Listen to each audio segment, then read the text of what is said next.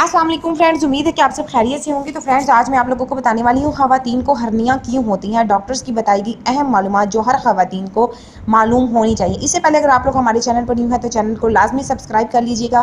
ख़वातीन की सेहत हर सेहतमंद घराने के लिए बहुत ज़्यादा ज़रूरी होती है, क्योंकि यही घर को बेहतर तौर पर संभाल सकती हैं, मगर इनको मुख्तलिफ मसाइल का सामना करना पड़ता है, जिनमें एक बड़ा मसला हर्नियाँ भी हैं, जो कि आजकल हर दूसरी ख़वातीन का मसला बन गई हैं। कोई हर्नियाँ का एक मतलब ऑपरेशंस करवा चुकी हैं, तो कोई ख़वातीन कई बार ट्रीटमेंट ले चुकी हैं, मगर ये वक्फ़तन दोबारा होती जाती हैं, ख़त्म नहीं होती। इसे ख़त्म करने के लिए जाली भी लगवाई जा चुकी है। इसीलिए आज हम आपको इसके बारे में सही से मालूमात देने वाले हैं कि हर्नियाँ क्यों होती हैं और इसकी एहतियात किस तरह की जाए।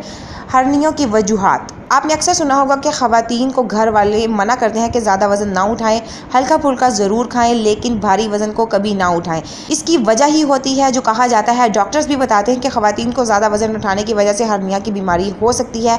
इसके अलावा जब आपके पेट के निचले हिस्से शिकम के पट्टे कमज़ोर हो जाते हैं, टिश्यू टूट फूट का शिकार हो जाते हैं, यही वजह है कि हर्निया का मर्ज़ बढ़ जाता है।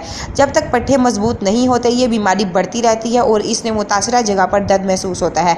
जिस्मानी कमज़ोरी या मैदे में भारीपन, जलन या ख़ारिश, सीने में दर्द, खाना निगलने में मुश्किल और सीने में जलन वगैरह ज़्यादा महसूस होती है। एहतियात, कोशिश करें कि ज़्यादा वज़न ना उठाएं, हल्की ग़िज़ाओं का इस्तेमाल करें, बाज़ार के खानों को बिल्कुल छोड़ दें।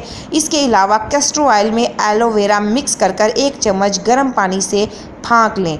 ये टिप्स आपको किसी हद तक फ़ायदा देगी, मगर डॉक्टर्स की बताई गई अद्वियात और खानों का इस्तेमाल मतवातर करें। फ्रेंड्स, ये बहुत इन्फॉर्मेटिव वीडियो है और लास्ट में आप लोगों को जो नुस्खा बताया गया आप लोग उसको भी इस्तेमाल कर सकते हैं, तो इंशाल्लाह ताला आपको फ़ायदा होगा। इसे दूसरों तक भी लाजमी शेयर कीजिए ताकि किसी का मसला हल हो सके। Thank you for watching my video.